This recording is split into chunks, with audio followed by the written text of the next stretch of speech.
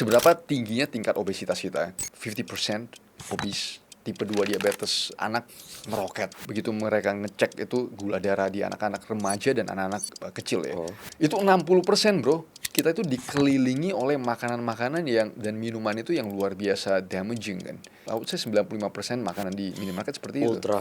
Ultra processed. Masyarakat Indonesia konsumsi beras, tepung terigu, gula, itu kan semua karbohidrat dan sugar. Itu 180 sampai 190 kilo per orang per tahun. Kita konsumsi daging bro, telur dan sapi, itu cuma 10 sampai 20 kilo per orang per tahun. Ingat aja, duit dan aset yang lu kumpulin, jangan lu setor ke rumah sakit bro. Lu bawa ke anak lu, dan jangan naif. Kita itu sekarang hidup, kadang banyak orang yang naif bro, dikira, oh enggak, ini untuk kesehatan kita segala macam. It's all about business man. Dari situ, dari simple example itu kita bisa ngelihat bahwa kesehatan masyarakat itu akan dibawahkan profit lah nomor satu.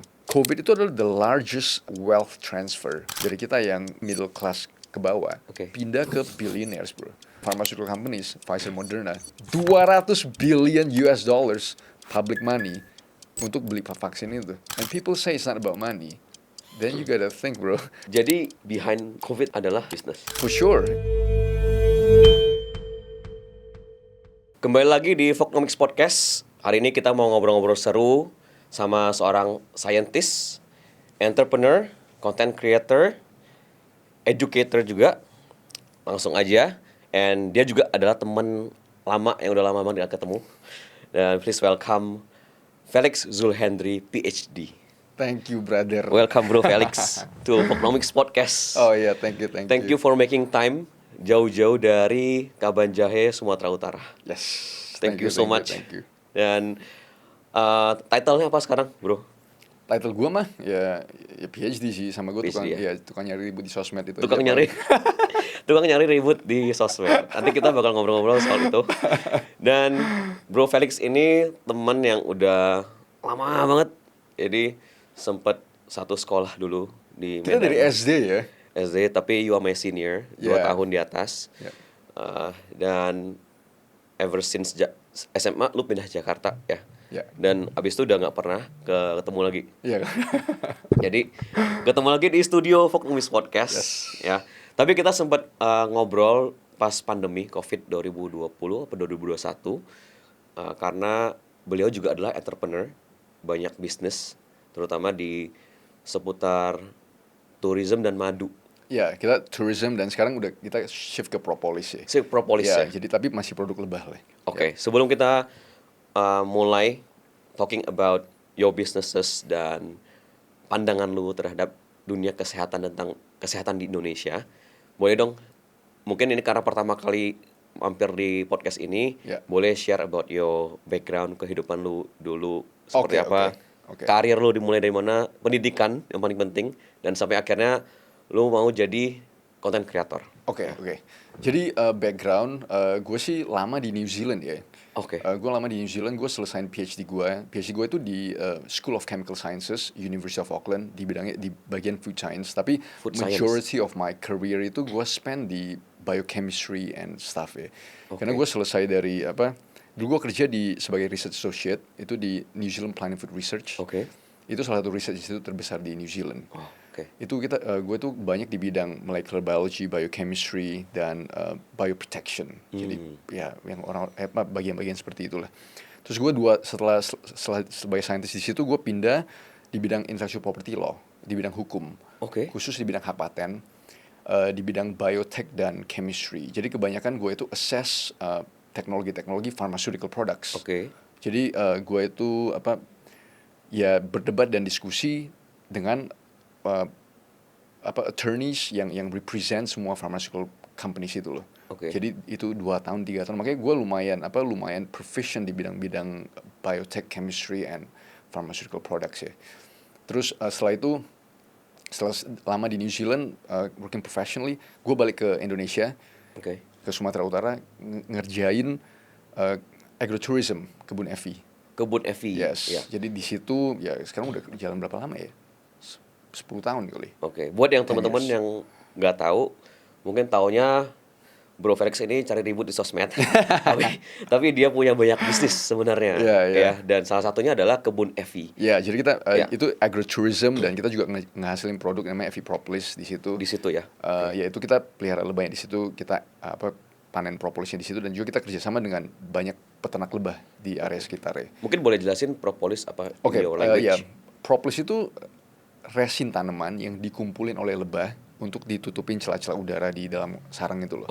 Jadi propolis itu sebenarnya orang udah tahu lama sih, terutama di Amerika, di Europe, itu propolis itu adalah semacam jamunya mereka lah. Ya, semacam jamunya mereka yang udah dipakai thousands of years ya, ribuan tahun. Tapi yang baru di Indonesia itu fairly new sih, I would say. Jadi propolis itu punya efek antioksidan, antiinflamasi, dan jaga daya tahan tubuh ya. Dan itu bagus sekali untuk radang tenggorokan. For me, it works amazing ya. Dan kita itu kerja sama riset dengan Universitas Pajajaran, Universitas Sumatera Utara untuk ngelihat apa-apa lagi produk yang bisa kita kembangin dari propolis itu. Dan propolis itu kalau nggak salah cara pakaian tinggal ditetesin aja. Betul. Berapa tetes? Gue lupa bawa produknya lagi. 5-7 tetes 3-4 kali sehari ya. Dan itu langsung ya? It's very nice man. Man, I'm gonna give you man. Sure. It's really nice, really nice ya. Itu ngebantu sekali, makanya gue jarang sakit. Itu. Karena kan masalah utama di Indonesia atau Jakarta ya, radang tenggorokan sih. Karena polusi lah. Makanan Padang. Iya, maksudnya menurut gue sih yang paling jelas dari polusi udara ya. Itu yang the most bagi gue, makanya gue jarang bener mau ke Jakarta, terpaksa aja gue. Thank you loh. Ke kota-kota besar tuh gue datang cuma sebentar aja sih, gue langsung cabut karena polusi udaranya sih, in my opinion, sama lifestyle kita lah. Iya, gue setahun bisa berapa kali nih? Makanya itu yang harus diperbaiki sih bro. Kebun Evi 10 tahun, propolis juga. Propolis ya, itu kita sih udah mulai itu zaman COVID. Yes, karena it works in COVID ya, itu membantu sekali di COVID. Mungkin boleh share how do you start kebun Evi? Kebun Evi itu dari kita punya lahan di keluarga lah ya. Terus nggak dikembangin gitu loh. Dibiarin aja dulu, ada kebun jeruk dan segala macam. Terus gue ngelihat pas gue di New Zealand, gue ngelihat ya, ini kemungkinan ada potensi. Yaudah kita coba kerjain. Dan I move back, kita coba kerjain itu loh. It's a big move loh dari New Zealand. Iya, jadi kan menurut gue dulu sama pasangan gue mantan ya, sama mantan istri gue, kan gue ngobrol dengan dia gue bilang gimana coba kita belum punya anak dulu. Kalau saya mau ngambil resiko, itulah saatnya. Ya kan, kita kerja secara profesional itu udah 7-8 tahun lah, working professional at that time. Professionally. Dulu dia juga? Dia accountant. Ya, dia chartered accountant di New Zealand. Jadi kalau saya mau ngambil resiko itu, that was the right time. Karena kalau saya gagal ya kita bisa balik lagi ke New Zealand kerja lah. Karena belum punya anak waktu itu. Ya, karena belum punya anak. Tapi begitu mulai kerjain dan segala macam, ya it's okay, it's doing well. It was doing okay and well up until COVID. COVID shut down. Terus gue pikir-pikir, apalagi nih yang bisa kita kerjain ya? Karena itu penginapan ya kalau nggak salah. Iya, penginapan dan agrowisata lah. Agrowisata. Family kayak apa? Untuk keluarga lah, wisata keluarga. Keluarga nginep terus bisa keliling lihat lebahnya, lihat perkebunan dan segala macam gitu-gitu lah. It's a nice place actually kalau lihat di. Very nice, yes, very nice. Udaranya juga segar. Very nice, ya karena di pegunungan ya. Dan dari situ ngelahirin produk propolis. Yes, that's right. How is the kebun Evi business doing? At the moment very bad. Karena di situ, maksudnya gue sih udah nggak terlalu pusingin dari sisi tourism ya. Karena begitu mulai kelihatan tourism itu going down, gue mulai ngelihat bahwa tourism itu sebenarnya quite high risk business. Karena kalau orang datang sekali ke tempat wisata, jarang sekali orang itu mau balik. Terutama kalau sebenarnya di sekitaran kita itu nggak punya ekosistem gitu loh. Karena pada saat itu kan cuma kita doang. Terus ada juga satu kayak perumahan villa-villa yang in my opinion very poorly managed, very very poorly managed. Viralnya bukan karena positifnya, karena negatifnya. The whole area just went viral. Jadi kan itu pasti kena ke satu daerahnya kita dong ya. Itu terjun bebas, man. Itu kelihatan sekali visitor numbers itu, whew. This is a good bro. insight dari owner yang bergerak di bidang tourism langsung nih. Yes. Jadi, what do you think harus ada in my opinion nomor satu adalah ekosistem ya. Ekosistem, okay. Begitu kita ngebuka suatu tempat wisata, kita harus banyak temen gitu loh. Dan teman-teman itu sekitaran kita itu harus punya visi yang mirip. Okay. Dan harus bekerja keras untuk maintain kondusivitas di area itu. Okay. Contohnya apa? Contoh ya kafe. Ya kafe, maksudnya tempat makan, tempat apa contohnya minimarket dan segala macam, ekosistem itu harus ada sih. Okay. Dan apa mass ya, maksudnya jumlah orang itu harus banyak. Yes. Karena lu mau menggerakkan orang dari kota untuk berwisata ke situ. Exactly. Ya? Dan lu jaga kenyamanan kan. Okay. Tapi kita tahu sendiri kalau di Sumut dan segala macam ya lu berhadapan dengan ya lu tahu sendiri lah ya. Ya yang lokal maksudnya di daerah situ yang ya kita tahu sendiri lah permasalahan kita apaan. Akamsi terus ya itu is very difficult gitu. Kalau menurut gue itu sangat-sangat susah sekali untuk diatasi. Dulu gue waktu pindah dari New Zealand ke Indonesia, balik lagi ya. Gue punya kenaifan gitu loh. Oke. Gue pikir wah ini kalau kita ngomong dengan kita approach dengan baik, kita kasih tahu begitu akan bisa terperbaiki. Macam oh man, I was so wrong bro. I was so bloody wrong. Gue bisa bayangin ya itu daerahnya kita. Begitu tempat kan di awalnya tempat kita duluan rame ya. Oke. Itu kan traffic rame sekali bro dulu. Oke. Gue sampai ada foto itu ngantri man. Masuk ke wisatanya kita itu sampai ngantri. Ini buat informasi lokasi Kabanjahe ya. Kabanjahe, Sumatera Utara itu 3 jam lah dari 3 jam Medan. dari Medan. Yep. Oke. Itu sampai ngantri dan segala macam. Itu kan traffic ya. Jadi masyarakat sekitar itu sepanjang jalan dari kota itu masuk ke situ. Itu kedai-kedai itu hidup bro. Okay. Yang jual bensin lah, yang jual makanan lah, dan segala warung-warung itu kan hidup semua kan. Tadinya kan cuma daerah pertanian doang, nggak ada itu. Ya. Begitu rame dan segala macam. Tapi itu tidak dianggap sebagai sesuatu yang positif. Malahan masa creating something yang sangat-sangat negatif gitu.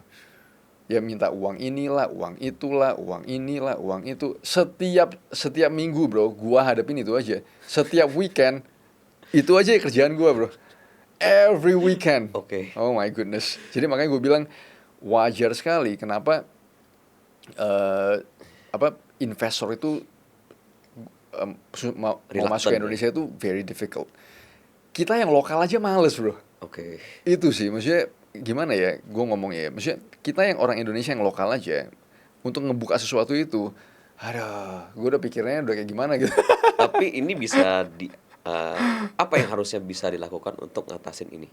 I have no idea man. Like maybe to the higher government mungkin. I doubt it karena itu permasalahan yang udah apa ya, udah generasi sih. Mengakar ya. Udah mengakar sekali. Jadi gue juga bingung gimana cara mengatasinya. Dulu gue datang dengan kenaifan ya. Bisa lah kita approach begini, kita bangun inilah dan segala macam. Nanti kita kerja sama ini. Oh my goodness. No bro. Berapa tahun lo mencoba itu? Years lah sampai sekarang ya. Sampai sekarang? Iya 10 years lah. Tapi begitu gue 5-6 tahun gue langsung sadar. Ini gak mungkin karena kenapa? Karena mindsetnya. Oke. It's a very different pandangan kita sebagai pebisnis itu adalah supaya semua orang happy dan semua orang dapat makan gitu loh. Yeah. Dan yang warung-warung yang punya warung lokal itu kalau yang mindsetnya bagus, mereka sangat appreciative. Okay. Tapi lagi-lagi bakalan sebagian orang itu, gue nggak bisa dibilang sebagian kecil, bahkan besar. I would say quite big. Yang dilihat adalah kecemburuan sosial. Jadi mereka itu cemburu gitu, ngelihat wah ini kok rame gitu-gitu segala macam. Oke. Jadi bukannya ngelihat dari sisi positif di mana semua itu bisa bermanfaat, tapi lu ngelihat dari sisi jealousy. Oke. Jadi itu sesuatu yang susah untuk diganti sih. Oke. Tapi lu sekarang masih berdomisili di Kabanjahe. Oh masih, gue masih bolak-balik sih. Dan ngurusin si. Kalau di kebun sih udah lumayan settle ya. Ya maksudnya kebun Evi. Kebun the resort.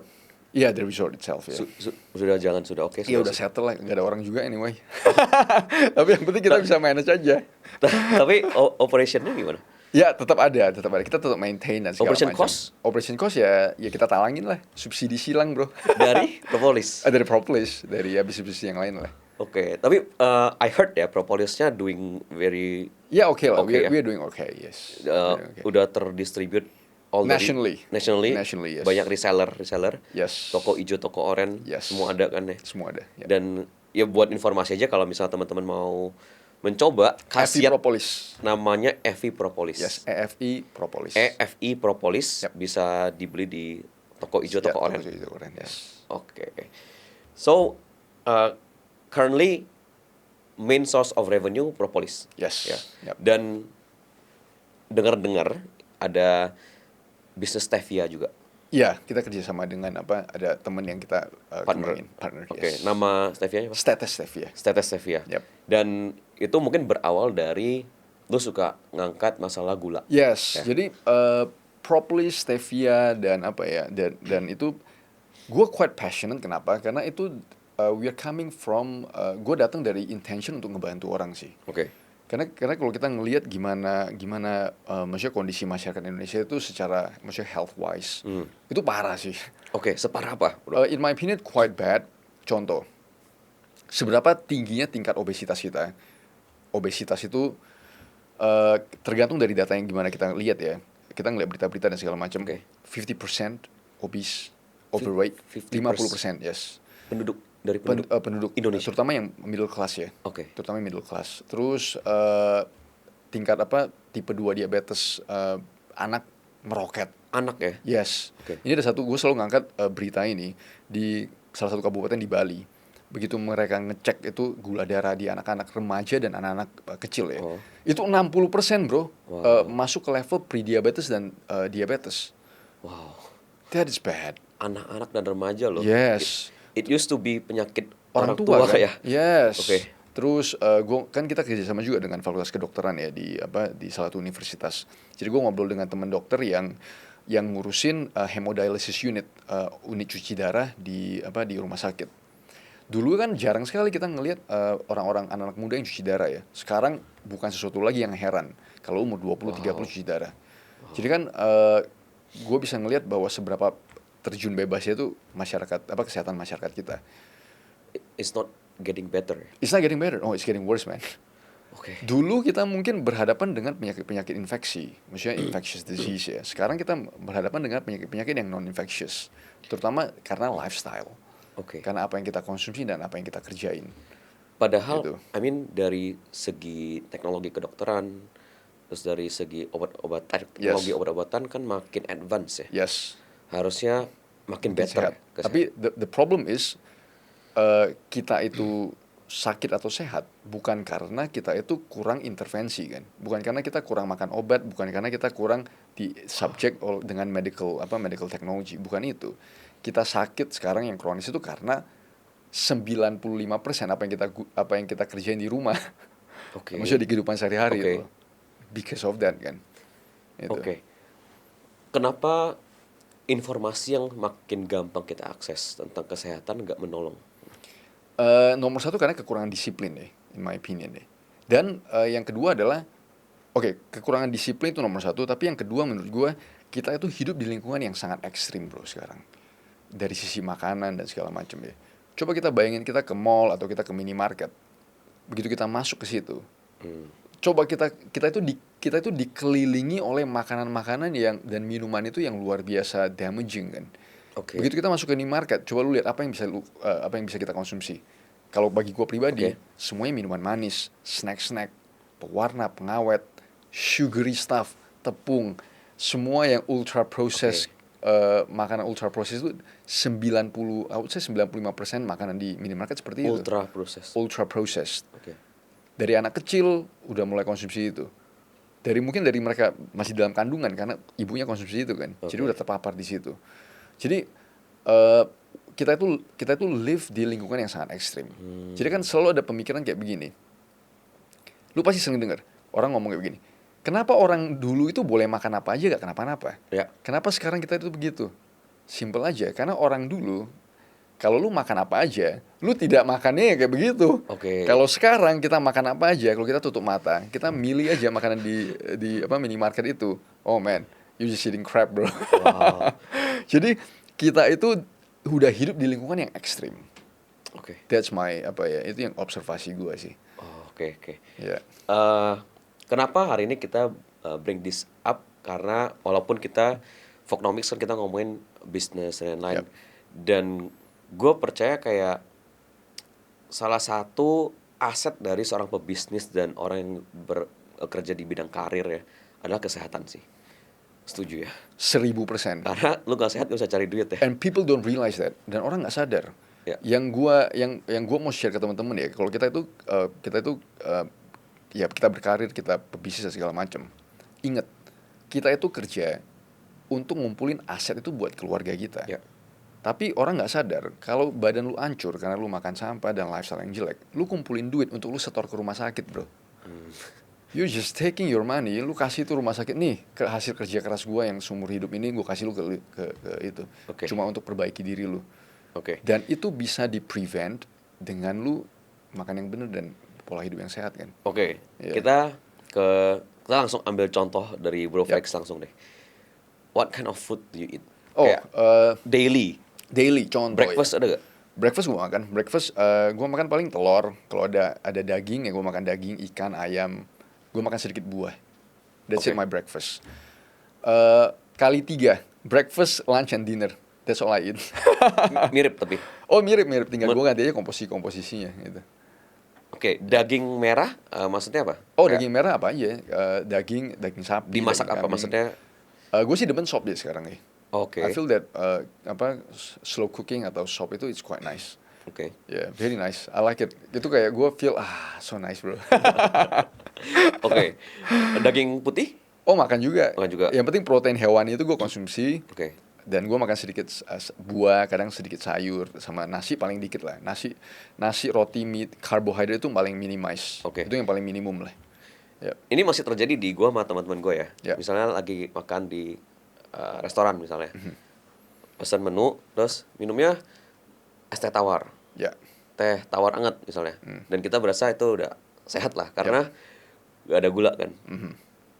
Lu pesen itu gak kalau di restoran? Iya, gue pesan es teh tawar, kopi kadang, Oke. atau air mineral, itu aja paling. Tapi kalau setiap kali makan tuh es teh tawar Gak masalah juga ya? Oh, it's fine. Oke. I think it's Soalnya gue pernah lihat di mana gitu nonton kebiasaan orang Indonesia gitu. Oh, ada yang bilang bahwa es teh tawar itu kurang bagus gitu ya, karena kalau cuma satu, maksudnya 3 cups I think it's fine. Kecuali lu minum 1 gentong kali.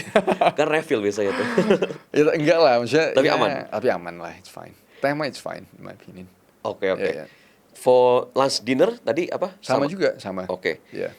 Gue ada nonton podcast lu sama Dr. Tirta yang ngomongin soal Food and hidup olahraga. sehat terdiri dari 80% pola makan, 20% olahraga. Ya.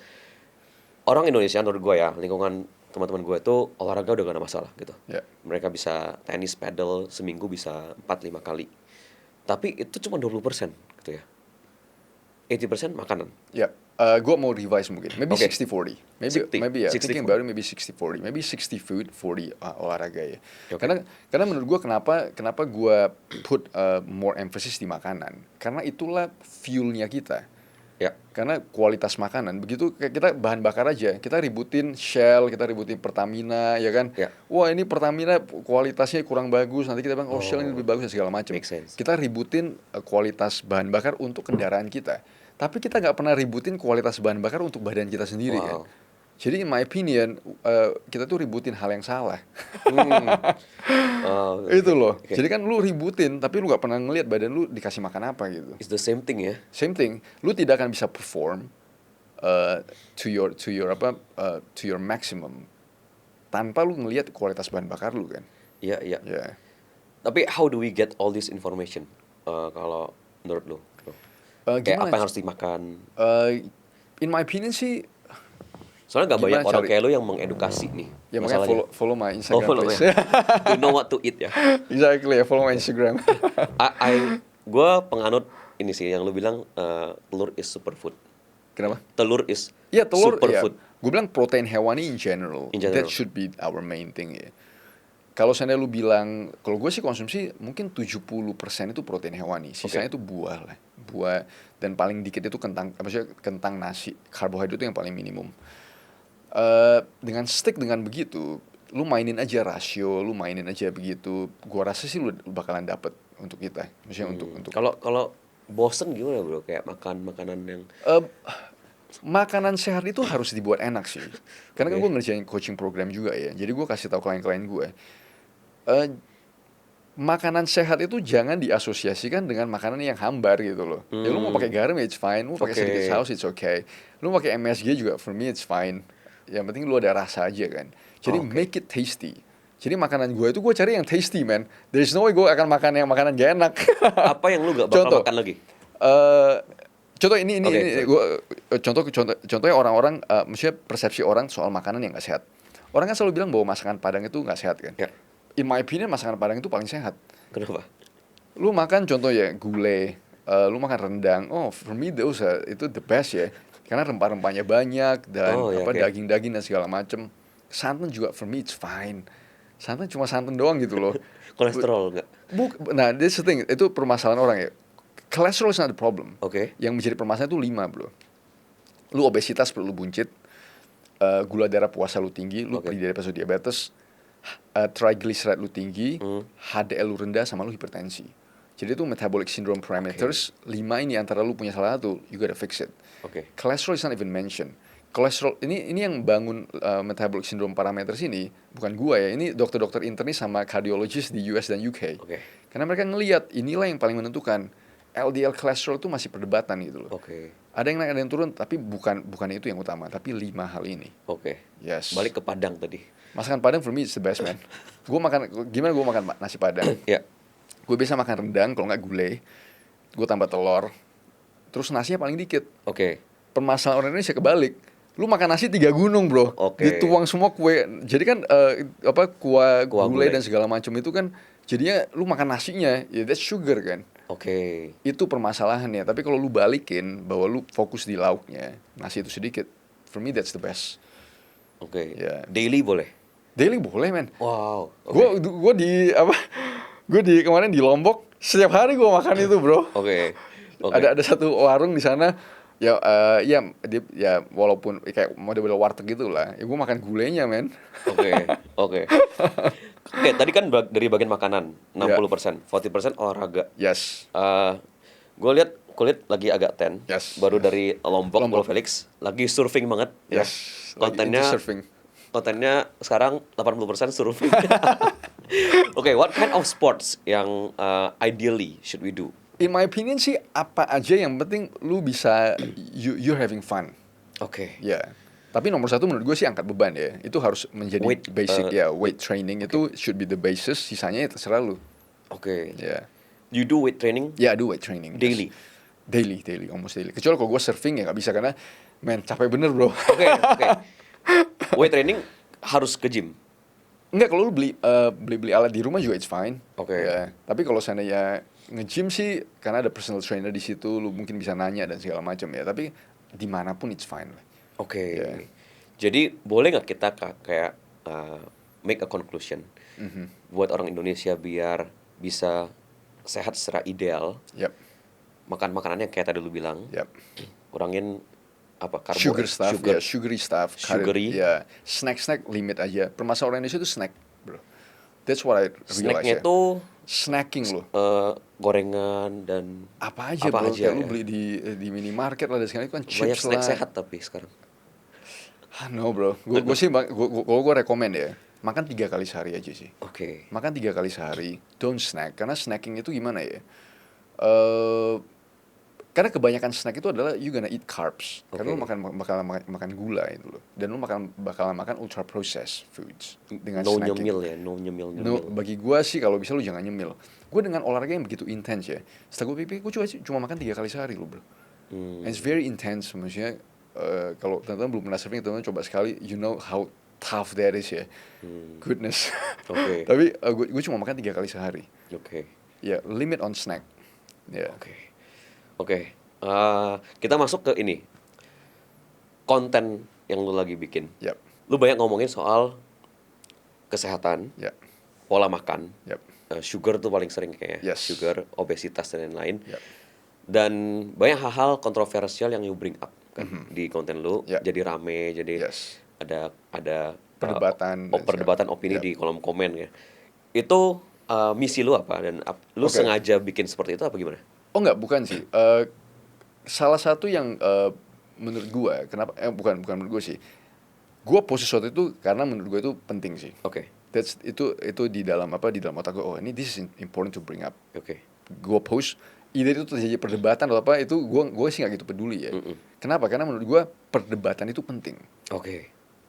Debate and lu pro dan kontra itulah penting, di mana kita belajar. That's how we learn. Kalau semua setuju, tidak akan ada pembelajaran di situ. Wow, oke. Tidak akan ada satu topik itu maju tanpa ada perdebatan pro dan kontra. So debate itu penting sekali. Dan kenapa gue kadang bawa topik-topik yang rada kontroversial? Menurut gue sih simple. Jangan kita itu lari dari perdebatan. Jangan kita lari dari pro dan kontra. Karena disitulah kita belajar. Kita saling belajar. Ya. Tapi yang penting adalah jangan baperan. Oke. Karena banyak orang Indonesia itu baperan gitu loh. Begitu ada sedikit perbedaan pendapat, kita baperan. Padahal bro, kalau lu di keluarga atau teman-teman, kita setiap hari berdebat, kita setiap hari bertolak belakang soal suatu ide lah, kita kadang mau pergi makan aja. Yuk kita makan ini bro. Enggak, gak enak. Tapi menurut gue enak. Gitu aja kita berdebat dong. Yeah. Yang mana yang enak, yang mana yang gak enak kan. Jadi don't shy away from debate. Karena di situ kita belajar. Tapi intinya adalah jangan baperan. Oke. Gitu. Oke, what's your mission dari semua ini? Kan gue lihat selalu lu posting sesuatu topik, tapi lu selalu masukin jurnal. Yes. Ya. Ada yang baca nggak sih itu jurnal sebenarnya? Gue nggak tahu, I don't know. Tapi You just post it aja. As a scientist, ya gue begitu bring up jurnal itu adalah ya lagi-lagi.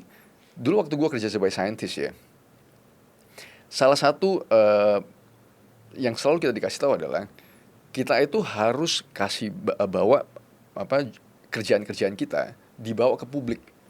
Oke. Didiseminasi namanya, dissemination of information. Oke. Karena scientist itu kita kerjain project dan segala macam kebanyakan dari public money ya. Oke. Dan kalau seandainya begitu kita udah kerjain hasilnya dan segala macam, baik itu pro dan kontra, you gotta bring it to the public. Publish it ya. Iya, you gotta publish it. Publish di scientific journal. Ini banyak yang salah kaprah sih. Orang mengira bahwa kita itu publish di scientific journals itu cuma untuk scientist. No. Kita publish di scientific journals adalah untuk publik supaya baca. Oke. Itulah tujuan utama. Tapi gue ngelihat kadang kalau di Indonesia ya, begitu kita bring up scientific journals, orang seakan bahwa oh enggak, ini orang-orang awam nggak boleh baca nih, cuma scientist doang sama medical doctor sama professional yang harus yang boleh berdebat. No, that's bullcrap bro. Salah satu tujuan untuk scientific publication adalah supaya orang awam itu bisa baca. Oke. Doesn't really matter mereka itu nggak ngerti atau apa, ya disitulah tugasnya kita kasih tahu kan. Oke. That's how, begitulah gunain internet. Orang awam, gue nggak ngerti bidang ini. Contohnya gue lagi ngebantuin kembaran gue Feli kemarin. Yeah. Dia juga udah mulai publish tentang wastewater treatmentnya dia dan segala macam di scientific journal. Ya gue gak ngerti, ya gue nanya dia nanya gue gimana cara publish atau gimana ya, kita saling bantu dan gue belajar banyak kan. Yeah. Oh ternyata proses wastewater treatment itu kayak begini. Ya begitulah how scientific data and scientific journals itu being done. Itu. Yeah. Kita seakan-akan ya, contohnya kayak yang gue paling anti adalah gini. Contohnya kayak gue gelar S3 apa segala macam publish. Lu siapa lu gelarnya lu nggak ada, lu nggak boleh ngomong ini, lu nggak boleh mengkritik gue. Itu gue paling anti man. Oke. Disitulah yang menurut gue intellectual arrogance yang banyak sekali gue lihat. Intellectual arrogance ya. Arrogance sekali, superiority complex bro. Yeah. Kayak lu merasa karena gelar lu sepanjang kereta api, jadi orang lain tuh nggak boleh mengkritik lu. Okay. Oh man, gue benci bener bro kalau dengan begitu ya. Okay. Karena itu banyak yang gue ketemu di persosmedan di Indonesia. Dengan orang-orang yang gelarnya panjang kayak kereta api, seakan-akan orang yang nggak punya lulusan TK nggak boleh mengkritik. Itu, oh man, itu gue anti sekali bro. Oke, tapi bagaimana dengan orang yang tidak punya academic credentials? Yes. Terus komen soal kesehatan atau komen soal harusnya begini. Yep. Makan ini, terus banyak yang follow. Exactly, then there's something wrong. Kalau seandainya orang-orang, maksudnya yang menurut kita itu gak punya scientific credential dan segala macam, banyak orang dengerin, sedangkan orang yang punya scientific credential itu gak ada orang dengerin, then something is wrong bro. Berarti kemungkinan lu arogan, lu tidak approachable, lu tidak bisa di-approach, lu itu tidak punya empathy, lu itu tidak mau dengerin concern orang, lu gak mau dengerin opini orang dan segala macam. Jadi lu malah push people away. Sedangkan orang yang ini yang tidak punya credential, kenapa mereka didengerin? Dia juga ada ask, kenapa? Why? You gotta find out, ya kan? Mungkin kontennya menarik. Exactly, bisa jadi kontennya menarik, bisa jadi mereka itu lebih approachable, bisa jadi mereka itu ngomong logika. Itu yang banyak orang nggak sadar kan. Bisa jadi orang-orang yang katanya tanda kutip tidak punya credential ini, bisa jadi they coming from logic gitu loh. Begitu mereka ngomong, begitu kita kan semua punya logika ya. Kita bisa berpikir kritis dan segala macam. Jadi orang-orang yang tidak punya tanda kutip credential di suatu bidang bukan berarti mereka nggak bisa mikir kan. They can find information di internet itu banyak. Bisa jadi mereka itu mikir, oh karena begini, they put the pieces together. Mereka itu kasih tahu yang logika gitu. And when people listen, oh masuk akal juga ya. Kenapa gue gak pikiran ya? Sedangkan orang yang punya credential dengan gelar sepanjang kereta api, mungkin mereka udah masuk dengan doktrinasi, doctrine and dogma yang mungkin doesn't come from logic gitu loh. Jadi begitu lu ngomong-ngomong segala macam, logikanya nggak masuk gitu. And people just like, ini nggak relate ini, gue nggak relate ke sini, gitu loh. Jadi kan we gotta think about it. Kenapa justru sebaliknya? Itu disitulah pentingnya menurut gue perdebatan, disitulah pentingnya kita itu ngasih semua orang itu bersuara. Ya kan? Jadi lu dengan orang yang tidak punya academic credentials? Oh man, for me it's fine bro. For me, gue sangat-sangat libertarian di soal itu. Kalau dia salah ngasih informasi gimana? Kalau ya exactly, disitulah kita harus berpikir ya.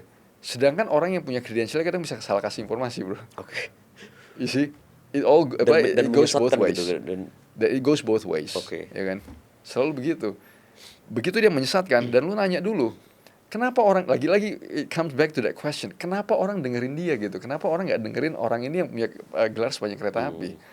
Then you gotta ask that critical question, why? Itu. Yep. Jadi, interesting. Dan gue menurut gue apa ya?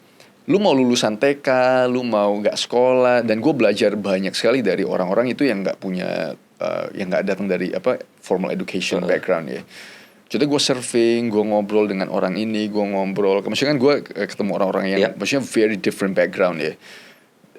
Di laut gue ketemu, lu dari mana? Gini-gini, gue ngerjainnya ini. Oh enggak, gue sih cuma surf coach aja gini-gini. Terus kita bertukar pikiran aja. I learn so much man from those people. Jadi menurut gue semua orang itu bisa mengkasih opini dan bisa membantu kita itu untuk menjadi orang lebih baik. Yang nomor satu adalah, dan kebanyakan kenapa orang-orang yang punya gelar sepanjang kereta api itu orang pada gak mau denger. Ya kan sekarang fenomena kayak begitu ya bro. Betul gak? Yang orang selalu ngomong, kenapa orang-orang yang punya gelar ini gak bisa itu? Mungkin they're so arrogant. Mungkin pada saat dikritik itu dia gak bisa terima kritikan itu, baperan, kritik langsung teriak, lu siapa lu? Gelar lu apa gitu ya? Iya, gelar lu apa? Lu siapa? Kenapa lu mempertanyakan gua? Lu terima aja informasi ini. Itulah yang menjadi orang itu, ngapain gue pergi dengerin itu? Ngerti kan? Itu yang harus kita kita harus aware sih soalnya. By the way, gelar lu kan sepanjang kereta api juga tuh di bio Instagram. Enggak itu mah gelar hujatan bro. tapi why do you think people want to listen to you? I don't know. Some people listen to me, some people don't. Menurut gue sih, lagi-lagi gue open sih. Jadi gue selalu sekarang gue udah biasain, karena emang gue dasarnya kayak begitu ya. Jadi gue selalu biasain di end of my caption atau apa, lu setuju gak setuju, gas di kolom komentar. Just say what you think. Gue gak masalah. Lu mau mengkritik gue, lu mau ngehujat bahwa gue salah dan segala macam, doesn't really matter. Yang penting lu tulisnya di situ. Maybe that's why. Karena gue I don't judge people man. Gue lu lulusan mana lu? Gue lulusan top gini lu. Lu siapa lu? Be humble ya. Just be humble man. Karena gimana? Kita yang gue ngelihat adalah informasi yang dulu benar sekarang salah. Informasi yang dulu salah sekarang benar. So who am I? Who are we gitu loh? Untuk apa? Untuk menjadi information gatekeepers gitu. Dengan gelar lu kira lu bisa bilang cuma informasi gue yang benar dan informasi lu harus dengerin informasi gue. Oh, that's interesting man. Apa yang jadi kebenaran mungkin beberapa tahun lalu, it could be evolving. Of course. Ada update baru ya. Yes, it always changing man. It is always changing. Jadi makanya gue bilang jangan baperan dan jangan arogan. Oke. By the way, buat teman-teman Vlognomics yang belum tahu, Bro Felix ini punya kembaran mirip banget. Ya. Namanya juga mirip Feli Zulhendri. Dia sekarang kalau nggak salah bergerak di bidang wastewater. Ya, wastewater engineering, yes. Engineering. Yep. Itu apa? Boleh share? Dia tukang beresin limbah pabrik, bro. Limbah Intinya pabrik. Gitu. Yes. Dalam bentuk water tapi ya. Apa aja. Okay. Solids, water dan segala macam lah. Oke. Yep. Itu pas gue lihat lumayan interesting dan belum ada, gak tau ya, jarang ada. Ada tapi sedikit sekali sih. Sedikit sekali. Very rare. Very rare. Yeah. Seberapa potensial sih kayak that kind of business? Oh, very, bro. Very potential, man. Oke. Oh man, itu project dia tuh udah goodness. Double digit, setiap project itu double digit M itu. Double digit M. Ya. Oke. Very potential. Very potential. Kenapa? Karena ya lu tahu sendiri kalau Indonesia ya, pabriknya parah, kebanyakan parah. Oke. Dari sisi limbah sih. Kenapa pabrik sekarang mau kayak gitu? Karena dipaksa. Oleh? Karena udah pemerintah. Oke. Karena kan udah dari dulu kalau dengar cerita si Valley ya, oh man parah bro limbahnya itu. Which is a good thing ya berarti dari pemerintah. Oh, which is a good thing. It has to be done. Kalau enggak lingkungan itu parah, man. Oke. Yeah, it has to be done. Itu harus itu. Oke, itu based on peraturan pemerintah untuk lingkungan. Ya, contohnya air itu pas keluar dari pabrik itu harus gimana bentuknya dan semua ada teknisnya lah, parameter teknisnya ada itu. Dan kalau follow IG dia itu dari yang kotor banget bisa jadi bening. Yes. Itu emang dia di bidang itu? Iya, emang dia di bidang itu. Dan itu jarang ada yang bikin kayak gitu ya di Indonesia. Jarang. Jadi sebelum-sebelumnya orang pakai dari luar outsource apa gitu? Ada cuma nggak banyak dari luar ada dan semua masih karena itu juga masih touch and go ya karena kan 50-50 gitu antara bisa atau enggak. Ya. It's a big business ya. Big. Karena udah wajib ya. Karena wajib, yes. All the big factories. Yeah. Oke. Kita harus undang Valley nih suatu hari. Yeah. Dia di mana domisili? Dia terbang bolak-balik juga Medan Jakarta. Medan Jakarta? Iya, Medan Jakarta juga. Yeah. Clients-nya di all over bahkan sekarang orang dipanggil ke Malaysia. They go international now. Wow. Yeah. What makes you enthusiastic, bro? Kayak atau apa yang meresahkan lu? Akhir-akhir inilah ya. Iya. Atau beberapa tahun terakhir gitu. Ya. Menurut gue sih yang buat gue enthusiastic apa ya? Ya growing my business sama growing my social media presence and selalu ngebawa debate scientific debate ya tentang lifestyle, health dan nutrition dan ya medical industry, pharmaceutical industry. Maksudnya itu perdebatan-perdebatan yang menurut gue itu sangat penting. Oke. Ya. Tapi end mission-nya apa? Kayak end mission gue mah gue sih berharap orang begitu ngeliat konten gue lebih bisa berpikir setuju dan tidak setuju, it's fine. Bisa menjadi lebih sehat sih, in my opinion ya. Bisa menjadi lebih sehat. Bisa menjadi lebih sehat. Bagi gue adalah simple.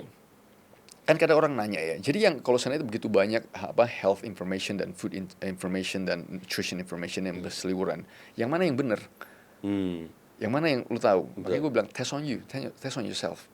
Test on yourself. Exactly. Dari situ kita akan tahu betul atau enggak kan. Oke. Contohnya lu bisa ngelihat baseline lu. Lu bisa lihat baseline. Oke, gue buncit kayak begini nih. Coba lu dengerin gue. Lu kerjain itu 2 bulan, lihat ada perubahan atau enggak. Oke. Kalau sana gak ada perubahan ya I'm crap. Oke. Ya kan? Kalau enggak lu dengerin satu yang bilang lu makan karbohidrat begitu banyak ya. Sugar is sumber energi. Gula aja. Try it. Lihat perubahan gula darah lu gimana, lu makin buncit atau enggak. Oke. Kalau sana itu benar, teruskan. Kalau enggak, coba cari yang lain. Okay. Karena kita tidak akan tahu kalau kita itu tidak test. Okay. Experiments. Okay. Yeah. It's a good mission, guys. Please follow at Felix Zulhendri. Yeah, Felix.Zulhendri.phd. We'll talk about satu topik yang agak-agak serem dikit ya, pinggir jurang dikit ya. Yeah. Lu sempat posting mengenai COVID. Yep. Oke. Gue nggak tahu opini lu terhadap COVID apa. Mungkin lu boleh share jelasin lagi. Oke, boleh. Ini panjang lebar nih. Oke. Sedikit background ya.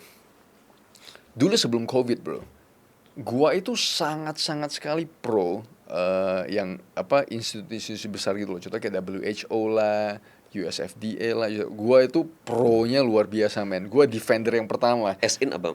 As in like semua health advice yang mereka itu keluarin lah. Gua very pro, bro. Gua kalau sana lu menentang itu lu hadapin dulu gua. Oke. Tapi begitu COVID ya, then I started thinking, gila ini something is bloody up, bro. Ada sesuatu yang aneh di COVID itu. Oke. Gimana mereka itu membangun satu narasi bahwa satu medical intervention ini yang akan menyelamatkan dunia. Vaccination. Padahal kita tahu sendiri bahwa kesehatan manusia itu multifactorial. Lu ngerti ya? Kesehatan kita itu bukan cuma karena satu faktor. Kita itu multifactorial. Dari gimana pola makan kita lah dan segala macam. Dan akhirnya keluar. Kan ini kan perdebatan ya. Selama COVID itu perdebatan bahwa apakah vaccination itu works atau enggak, membantu atau enggak dan segala macam ya. Akhirnya keluar satu data dari CDC sendiri bahwa yang parah di COVID adalah 80-90% adalah orang-orang yang punya penyakit metabolik, obesity, pre-existing dan segala macam. Tapi ini nggak pernah dikasih tahu gitu loh.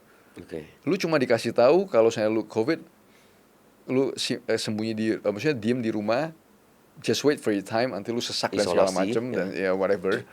Lu nggak pernah dikasih tahu, lu harus makan yang bener, lu olahraga, you gotta fix yourself, itu loh, that's number one.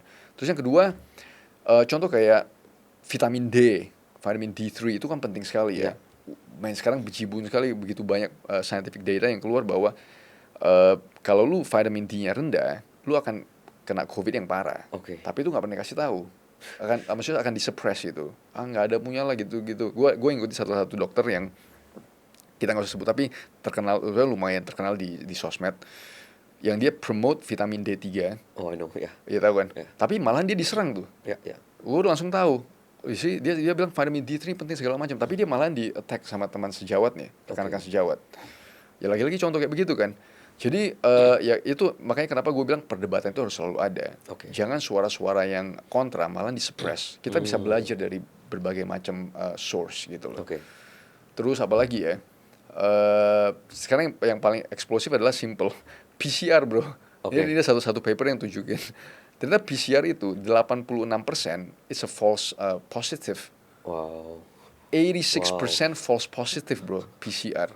Jadi lu dapat PCR positif, ternyata itu kemungkinan 86% probability itu false positive. Not even 50-50 ya. Not even 50-50. 86% false positive.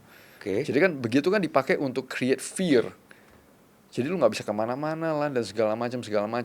Terus kalau lu lihat dari sisi ekonomi ya, COVID itu adalah the largest wealth transfer dari orang-orang yang nggak punya, dari kita yang lower middle class ke bawah, pindah ke billionaires bro. Lu bisa ngelihat semua billions of dollars man moving bro. Contoh kayak paling simpel adalah yang pharmaceutical companies, Pfizer, Moderna, 200 billion US dollars public money untuk beli vaksin itu. 200 billions bro. And people say it's not about money. Then you gotta think bro, kalau lu masih bisa senaif itu untuk pikir bahwa ini bukan sesuatu, then you gotta, mungkin lu baru lahir kali. It's a big statement loh. Iya. Untuk bring this up. Dan maksudnya disitulah pembelajaran terbesar gue bro. I'm so thankful ada COVID ya. Karena sebelumnya I was a stupid scientist man. Dulu gue gebleknya, oh my goodness. Gue gebleknya minta ampun. Gue tidak berpikir, I don't think critically dan segala begitu. Gue COVID itu, oh man, something's up man. Gitu. Jadi behind COVID adalah business. For sure, in my opinion ya. Contoh yang paling jelas adalah gini. COVID itu, kan orang waktu pertama kali bilang bahwa COVID itu randomly keluar. Dari nature itu randomly keluar.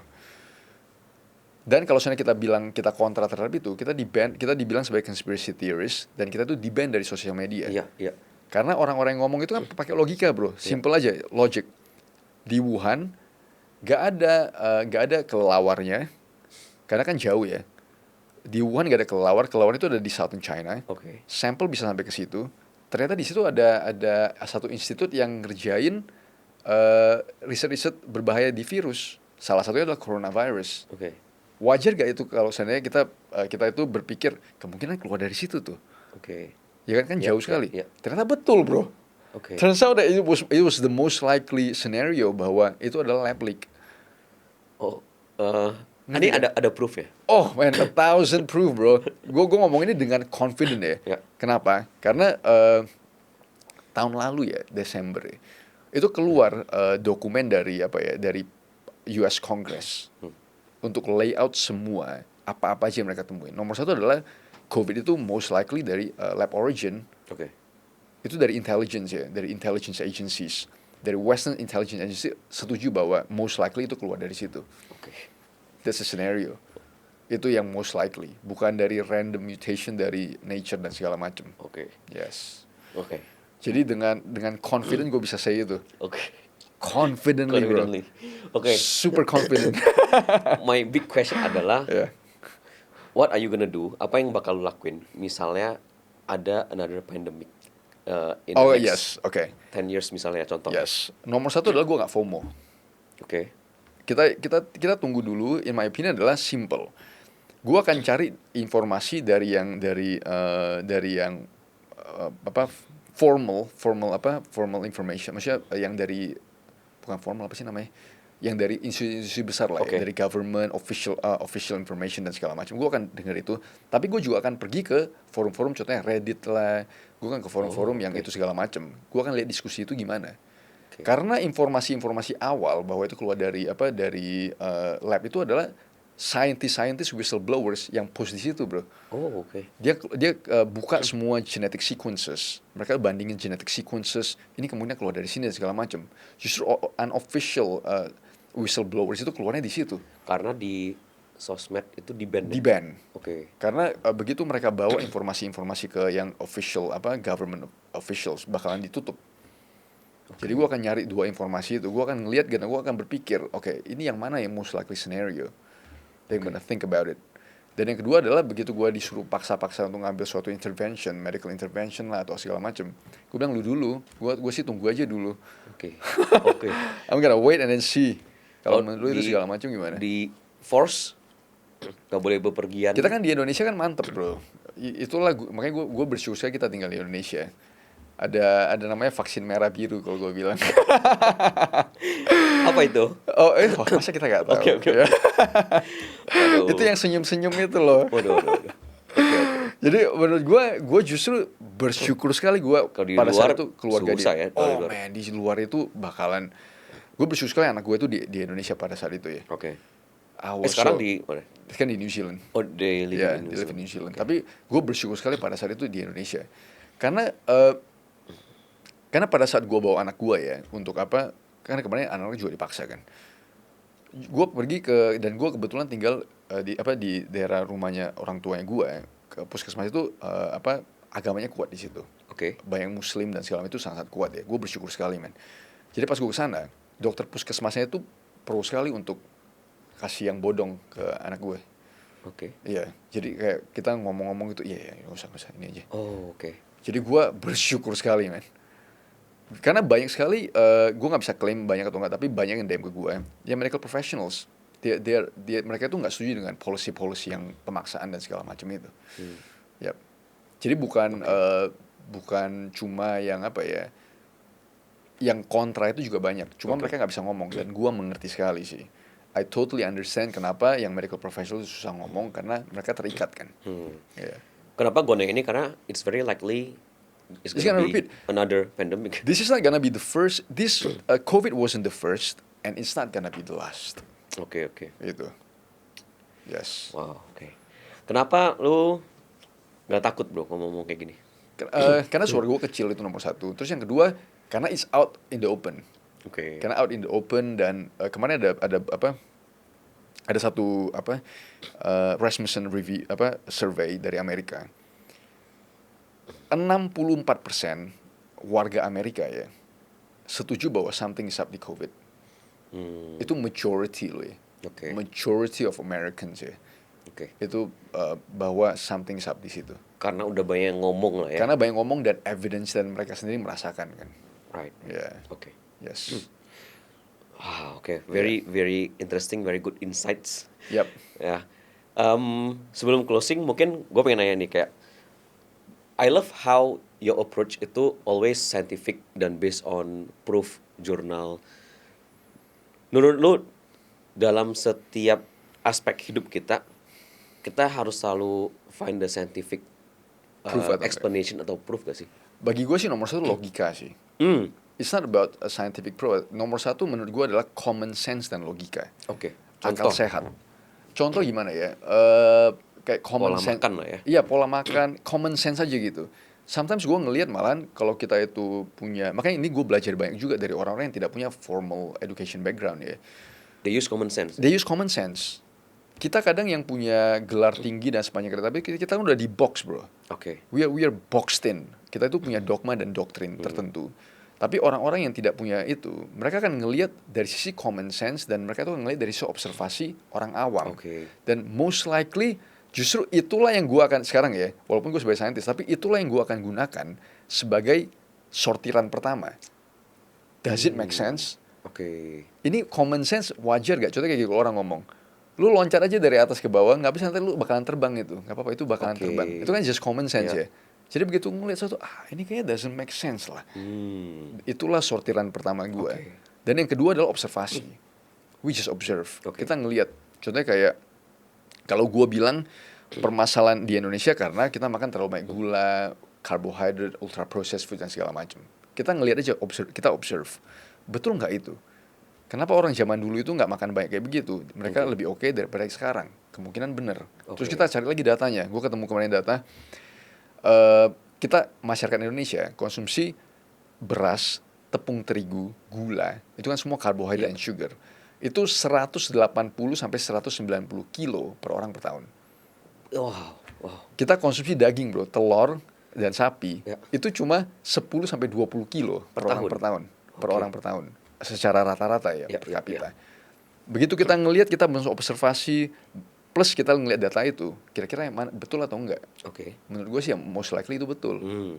Jadi kan dengan simple observation, dengan common sense, kita ngelihat data-data supporting itu, ya kita ngelihat ini kemungkinan benar. Nggak perlu apa-apa, cari jurnalnya ya gitu ya. Bagi gue sih enggak sih. Filter pertama common sense dulu. Common sense and observation. Itu. Kita balik ke in terms of business. Ini approach lu ke bisnis lu gak? Karena kan lu lumayan ninggalin your business kan. Lu bikin sistem. Approach lu ke bisnis lu yang lu tinggalin ini seperti apa? Ya begitu, exactly. Common sense. Logic, common sense. Kalau gue ngeliat sesuatu, ini nggak beres ini. Kan kita bisa langsung tahu ya. Begitu trennya seperti ini, tidak ada sesuatu yang berubah. Kita langsung tahu. Antara lu nyolong lah, inilah dan segala macam ya. Kita langsung investigasi kan. Wow. Exactly. Wow. It's been 1 hour ya. A lot of topics, a lot of interesting topics yang kita obrolin barusan dan banyak insights juga. Mungkin to close. Satu pesan penting deh yang mungkin gue nggak tahu sih selalu lu gaungkan atau yang lu resahkan buat younger generations lah. Nomor satu adalah badan kita adalah aset terbesar kita. Itu nomor satu. Banyak orang itu menganggap enteng, terutama mungkin teman-teman yang masih muda ya, lebih muda dari kita. Lu makan apa aja, lu minum apa aja, lu nggak don't look after yourself dan segala macam. Begitu lu sakit, lu tidak akan bisa menjadi manusia produktif lagi. Itu sih nomor satu. That's the biggest asset. Dan nomor dua adalah kalau lu kerja, ingat aja duit dan aset yang lu kumpulin jangan lu setor ke rumah sakit bro.